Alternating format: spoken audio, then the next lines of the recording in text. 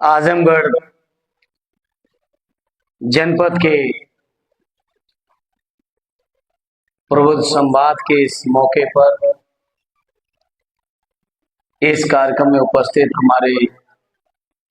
सदर से विधायक आदरणीय श्री दुर्गा जी, अतरौलिया के विधायक साथी संग्राम जी, अध्यक्ष पार्टी के हमारे आदरणीय बंगार जी, कार्यक्रम के आयोजक और हमारे प्रवक्ता आदरणीय अशोक जी, इस कार्यक्रम में उपस्थित IMA के अध्यक्ष आदरणीय डॉक्टर CK त्यागी साहब, पूर्व अध्यक्ष आदरणीय डॉक्टर जावेद साहब, डॉक्टर अमित जी, डॉक्टर एहतिसाम साहब, आदरणीय डॉक्टर निर्मल जी, आदरणीय डॉक्टर आसिफ जी, डॉक्टर अजीम साहब जो नीमा संगठन के हमारे अध्यक्ष हैं, दीवानी वार के अध्यक्ष आदरणीय अशोक पांडे जी, यहाँ के पूर्व मंत्री आदरणीय नवीन अस्थाना साहब, आदरणीय हिना देसाई जी, आदरणीय पूनम सिंह जी, दीवानी वार के ही हमारे पूर्व अध्यक्ष आदरणीय सूबेदार जी, आदरणीय ईश्वरचंद जी, आदरणीय हरिलाल जी जो हमारे जिला संरक्षक हैं शिक्षक संघ के, आदरणीय विजय यादव जी, प्रधान संपादक दैनिक के आदरणीय देवव्रत जी से लेके सभी, आदरणीय ब्रजलाल सोनकर जी और सभी उपस्थित इस कार्यक्रम में सभी मेरे सम्मानित साथियों, आज के इस मौके पर सबसे पहले अशोक जी को मैं धन्यवाद देता हूं कि उन्होंने अलग अलग क्षेत्रों के सभी इम्पोर्टेंट लोगों को बुला के एक जो संवाद कायम करने का प्रयास किया है। निश्चित तौर पर अशोक जी बधाई के भी पात्र हैं और आप सबके विचारों को सुनकर बहुत सारी ऐसी चीजें जहां तक ध्यान हम राजनेताओं का नहीं भी पहुंचता है, कम से कम आप जैसे लोग जो अलग अलग क्षेत्रों में बेहतर से बेहतर काम कर रहे हैं, आपकी बात सुनकर बहुत से क्षेत्र ऐसे जो हम लोगों से अछूते भी हैं, कम से कम उन तमाम क्षेत्रों के बारे में जानकारी मिली। मुझे सक्रिय राजनीति में लगभग 25 साल हो चुके हैं। आज से लगभग 20 साल पहले मैं सांसद होने का मुझे मौका मिल गया था, लेकिन आदरणीय हिना देसाई जी जिस तरफ आपने ध्यान आकर्षित कराया, इतने राजनीतिक लंबे जीवन में, इतने सार्वजनिक समारोह में, इतने व्यक्तिगत वार्ताओं में भी कभी इस तरफ किसी ने ध्यान आकर्षित नहीं कराया जो आज। जी, और मैं कोशिश करूंगा कि इस तरह की समस्याओं के प्रति मैं कुछ बेहतर काम कर पाऊं। कोशिश करूंगा आप सबके साथ जुड़कर कि कुछ कर सकूं, क्योंकि वास्तव में जरूरतमंदों के सवाल हैं। हमारे डॉक्टर साहिबानों ने जो उनकी समस्याएं रखी, वकील साहिबानों की समस्याओं से हम लोग बेहतर वाकिफ हैं, और मेरी कोशिश होगी एक सांसद के तौर पर कि मैं इन तमाम समस्याओं के साथ अपने को न केवल जोड़ूं बल्कि इनके समाधान के लिए हर संभव और सार्थक प्रयास कर सकूं। ये मेरा प्रयास होगा। आप में से बहुत सारे लोग चुनाव के समय एक कार्यक्रम का आयोजन हुआ था इसी तरह का, एक शहर संवाद के नाम से, आप में से बहुत से लोग उस कार्यक्रम में भी मौजूद थे और बहुत से सवाल उस समय भी आए थे, और मैंने तब भी कहा था आप सबके बीच, अनमूलन चुनाव में जब उम्मीदवार जाता है तो कोई भी बात को हाँ हाँ हाँ और कहते हुए और आश्वासन देते हुए निकल लेता है और सोचता है कि चुनाव को जीत लेंगे, तो उसके बाद कुछ लोग करते हैं, नहीं करते। उस सभा में भी, उस बैठक में भी मैंने कहा था कि मैं एक भी अपनी तरफ से वो आश्वासन नहीं दूंगा जो व्यवहारिक तौर पे मैं ना कर पाऊं, क्योंकि मुझे पहले से अनुभव मिला था, सांसद रह चुका था मैं, तो मुझे एहसास था कि सांसद होने की क्या अधिकार भी है और कितनी सीमाएं हैं। तो मैं तमाम आपकी जो समस्याएं हैं, उन समस्याओं के लिए मैं अपने को न केवल आप सबके साथ जोड़ते हुए बल्कि आपको विश्वास दिलाता हूं कि आप लोगों के हर समस्या समाधान का मैं सार्थक प्रयास करता रहूंगा। जहां तक आजमगढ़ का सवाल है, निश्चित तौर पर ये मेरे लिए फख्र और गौरव का विषय है। ऐसे शानदार सरजमी के लोगों के बीच मुझे सेवा का अवसर मिल रहा है, जहाँ कैफी आजमी साहब रहे, जहाँ लामा सिबली नुमानी साहब, अयोध्या प्रसाद हरिओम जी रहे हो, राहुल सत्यान जी रहे हो, जहाँ हरिहर घराना हो, एक से एक ऐतिहासिक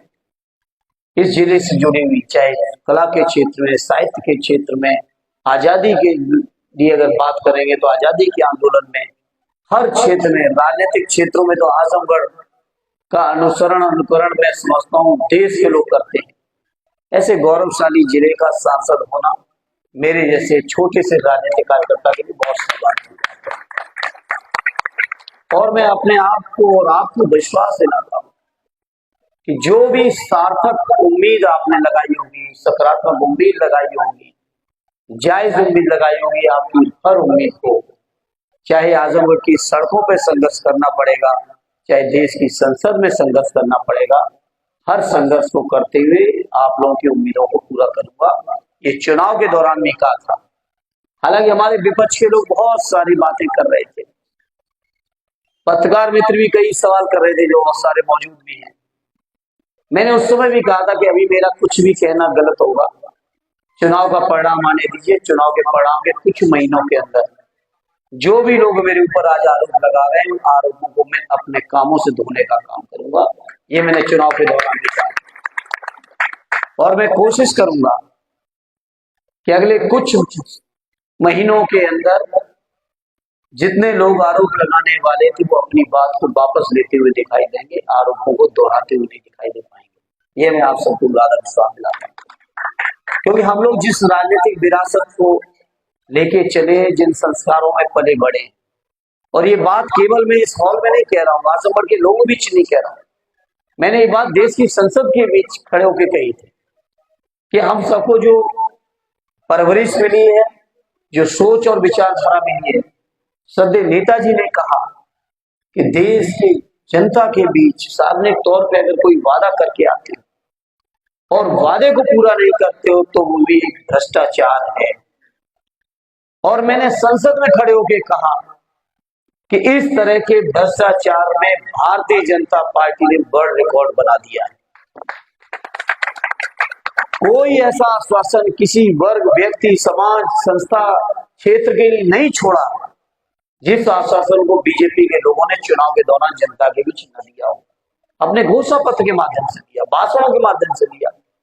मीडिया में बयानों के माध्यम से दिया, लेकिन उनके लगातार 10 सालों के भाषण, बयान, घोषणा पत्र और उनकी 10 साल की नीतियां और कार्यक्रम, अगर आप दोनों की तुलनात्मक कोई भी विद्यार्थी, जो राजनीति शास्त्र का विद्यार्थी अगर अध्ययन करना चाहे, रिसर्च करना चाहे, तुलना करना चाहे, तो मैं समझता हूं बीजेपी के लोग कहते हैं तो कि हम पूर्व जा रहे हैं और जब देखते हैं चलते हुए तो पश्चिम की तरफ चलने लगते हैं। बेरोजगारी के आलम के लिए लगातार भाषण प्रधानमंत्री जी ने दिए और क्या आलम आज खड़ा कर दिया बेरोजगारी का। महंगाई को लेकर क्या भाषण दिए, भ्रष्टाचार पे बताओ क्या भाषण नहीं दिए। और आज दुनिया की सबसे प्रतिष्ठित पत्रिका फोर्स इस बात को कह रही है कि एशिया में अगर कोई सबसे ज्यादा कहीं भ्रष्टाचार है तो हमारे देश में। और बीजेपी की या दिल्ली की, केंद्र की सरकार काउंटर नहीं कर पा रही इस बात, काउंटर इसलिए नहीं कर पा रही कि आंकड़े आज उनके खिलाफ लगातार। जो लोग कह रहे थे कि हम बेरोजगारी खत्म करेंगे, उनके कार्यकाल में स्वतंत्र भारत में सबसे ज्यादा बेरोजगारी की दर है तो आज है, महंगाई है तो आज है, भ्रष्टाचार है तो आज है, बेगारी है तो आज है। और समाज में सभी लोग अपने अपने तरीके से अपने अपने प्रोफेशन में परेशान हैं। बहुत सारे सरकारी कर्मचारी हैं, लगातार जब बीजेपी के लोग विपक्ष में थे तो बातें कुछ कर रहे थे, और आज जब सरकारी पेंशन ओपीएस का सवाल आया तो एक नई तरीके की, वो जो लोग कहते हैं कि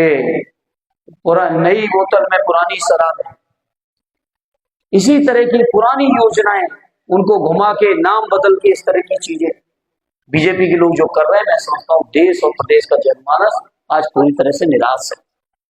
और इस निराशा में अगर किसी से उम्मीद है तो उत्तर प्रदेश में माननीय अखिलेश यादव जी उम्मीद की एकमात्र किरण बची। और मुझे उम्मीद है कि जिस तरीके का उनको जिस तरीके का जन समर्थन मिल रहा है, आने वाला समय वो दूर नहीं है जब इस प्रदेश की भी कमान माननीय अखिलेश जी के हाथों में होगी और देश की भी कमान जिसको वो चाहेंगे उसके हाथों में होगी। निश्चित तौर पे उत्तर प्रदेश की जनता ने इतना आशीर्वाद दिया है। देश के अंदर चुनाव से पहले एक खतरा मंडरा रहा था, देश के संविधान में बदलाव का। आज हम फख्र के साथ इस मंच से कह सकते हैं, बीजेपी के लोग अब लाख कोशिश कर लें, लेकिन उत्तर प्रदेश की जनता के आशीर्वाद से विपक्ष आज इतना मजबूत है कि चाहकर भी देश के संविधान को अब बीजेपी के लोग छेड़ नहीं पाएंगे। ये जनता ने आशीर्वाद उत्तर प्रदेश के लोगों ने दे दिया है। उसी आशीर्वाद की बुनियाद पे आज कहता हूं, जिस उम्मीद के साथ आपने आशीर्वाद दिया, जिन मुद्दों पे आपने आशीर्वाद दिया, समर्थन दिया है, आपके हर मुद्दे पर एक एक करके अच्छा सा चलने का काम हम लोग पूरी तरह से करेंगे। ये हम आप सभी को विश्वास और भरोसा दिलाते हैं। और जब मौका आएगा जनता के आशीर्वाद से, कब तक रोकेगी, कब तक बीजेपी वाले रोक पाएंगे? अब जनता चल पड़ी है माननीय अखिलेश जी के साथ। तो मैं आज आपको विश्वास दिलाता हूं, हमारे डॉक्टर साहिबानों ने अपनी समस्याएं विशेष तौर पर रखी। मैडम देसाई जी की समस्या एक अलग तरह की है, हालांकि अभी समाधान करने की स्थिति में नहीं है, लेकिन हमें उम्मीद है कि जब माननीय अखिलेश जी का समय आएगा हम लोग जरूर कोशिश करेंगे, जो कर सकते करेंगे, उस पर चलेंगे, हम डिस्कस कर लेंगे पर्सनली आपसे, लगातार कोशिश करेंगे। और डॉक्टर साहिबानों की समस्या है, वकीलों की है, हमारे सरकारी कर्मचारियों की है, बेरोजगारों की है, किसानों की है, मजलूमों की है, या माननीय संग्राम जी चर्चा कर रहे थे, जिन तमाम संविदा कर्मियों की जो समस्याएं हैं, इन समस्याओं के लिए अभी कम से कम संघर्ष और सरकार आते समय कम हर चीज को पूरी तरह जमीन पे उतार के समाधान करके देंगे। ये हम आप सभी को विश्वास दिलाते हैं। आजमगढ़ की तरक्की के लिए, विकास के लिए, हालांकि बीजेपी के लोग उपेक्षित कर रखे, मेडिकल कॉलेज की दुर्दशा है, आपसे छुपी नहीं है, जिला अस्पताल की दुर्दशा है, छुपी नहीं है, और भी तमाम विकास की योजनाओं को रोक रखा है, आपसे छुपा नहीं है। लेकिन अभी हम लोग लोकसभा और विधानसभा में सदनों के माध्यम से अपनी आवाज को बुलंद रखेंगे, संघर्ष करेंगे, और मुझे उम्मीद है कि कुछ मुद्दों पर सरकार को जरूर झुका देंगे और यहाँ की समस्याओं का समाधान भी करेंगे। ये हम आपको यकीन दिलाते हैं और आपको विश्वास दिलाते हैं। और चाहे चुनाव के समय आप सब लोग इकट्ठे होके चर्चा किए या आज सब जिम्मेदार लोग हैं, सब लोगों के अपने काम हैं, सबकी व्यस्तता है, सब लोग अपना काम छोड़ के अगर कुछ उम्मीद लगा के आज हमारे पास बैठे हैं, तो आप विश्वास करना कि आपकी हर उम्मीद को पूरा करने में कोई कसर नहीं रखूंगा। इस उम्मीद के साथ आप सबने बुलाया, स्वागत किया, सम्मान दिया, मुझे अपनी बात को रखने का मौका दिया, उसके लिए मैं हृदय से आप सबका आभारी हूँ। बहुत बहुत धन्यवाद।